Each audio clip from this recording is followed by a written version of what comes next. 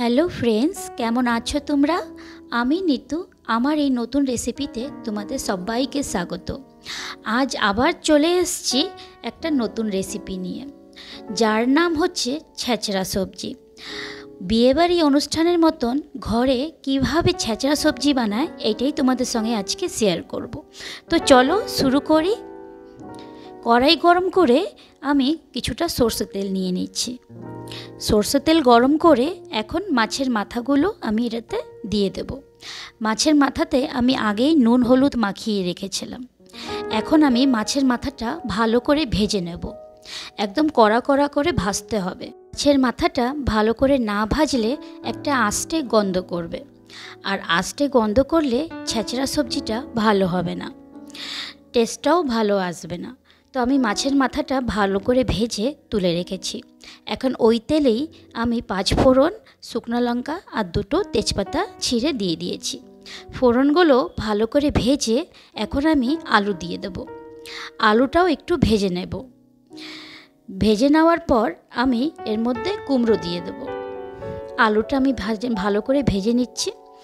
নেওয়ার পর এখন কুমড়ো দিয়ে দিয়েছি। কুমড়োটা দেওয়ার পর আমি একটু কুমড়োটাও ভেজে নেব। আলু কুমড়ো ভালো করে ভেজে এরপরে আমি পটল দিয়ে দিয়েছি। তোমাদের কাছে আরও সবজি থাকলে এর মধ্যে দিয়ে দেবে। আমার কাছে যা যা ছিল তাই আমি সবজিগুলো দিয়েছি। পটল দেওয়ার পর এখন ভালো করে লাড়াচাড়া করে এখন বেগুন দিয়ে দেব। বেগুন দিয়ে সবজিগুলো একটু ভেজে নেব। সব সবজিগুলো মিলিয়ে এখন লাল করে ভেজে নিতে হবে। যত অবধি লাল না হচ্ছে একটু ভেজে নিচ্ছি। পরে মনে পড়লো যে আমি একটা জিনিস ভুলে গেছি। তো বন্ধুরা, তোমরা কিন্তু এই ভুলটা করো না। আমার ফোড়নেই পেঁয়াজটা দিয়ে দেওয়া উচিত ছিল, কিন্তু আমি ভুলে গেছিলাম। পরে আমি আলাদাভাবে একটা প্যানে পেঁয়াজ ভেজে দিয়ে দিয়েছি। তোমরা কিন্তু এই ভুলটা একদমই করো না। পেঁয়াজ দিয়ে ভাজার পর এখন আমি পুঁইশাকের ডান্ডিগুলো দিয়ে দিচ্ছি। আমি পুঁইশাকের ডান্ডে আর পুঁইশাকের পাতাগুলো আলাদা কেটে রেখেছিলাম। ডান্ডাগুলো বেশি মোটা থাকলে 2-3টা চিড়ে লাগিয়ে দেবে, না হলে ডান্ডাগুলো কিন্তু সিদ্ধ হবে না। আমি ওইভাবেই কেটেই দিয়েছি। এখন আমি 1 টেবিল স্পুন নুন আর 1 টেবিল স্পুন হলুদ গুঁড়ো দিয়ে দেব। দেওয়ার পর হাফ টি স্পুনের মতন জিরের গুঁড়ো দিয়ে দেব। দেওয়ার পর ভালো করে সব সবজিগুলো একটু মিলিয়ে নেব।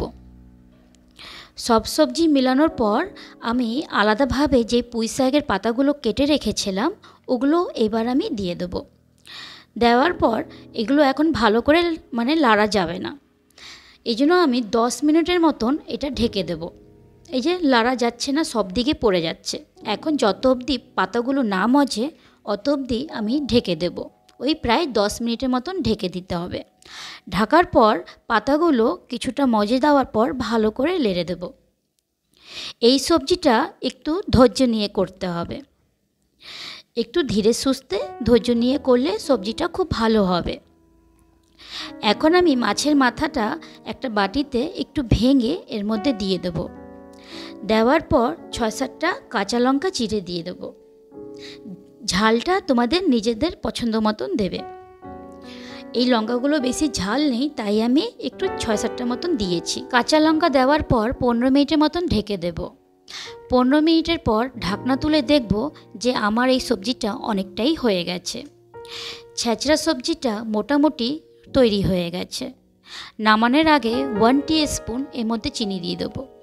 চিনিটা দিলে কি টেস্টের ব্যালেন্সটা খুব ভালো আসে। বাঙালিদের খুব প্রিয় খাবার ছেঁচড়া সবজি একদম রেডি হয়ে গেছে। বিয়ের বাড়ি অনুষ্ঠানের মতন এই ছেঁচড়া সবজি একদম তৈরি হয়ে গেছে। এখন এটা আমি একটা বাটিতে সার্ভ করে নেব। তো চলো বন্ধুরা, আমার এই বিয়ের বাড়ির মতন ছেঁচড়া সবজিটা তোমাদের কেমন লাগলো তো অবশ্যই কমেন্ট করে জানিও। আর যদি ভালো লাগে তো আমার এই চ্যানেলটাকে অবশ্যই সাবস্ক্রাইব করে দিও। আর হ্যাঁ, তোমরাও একবার এটা ট্রাই করো ঘরে। আশা করি তোমাদেরও খুব ভালো লাগবে। আবার একটা নতুন রেসিপি নিয়ে খুব তাড়াতাড়ি তোমাদের সামনে চলে আসব। সবাই ভালো থেকো, সুস্থ থেকো, টাটা।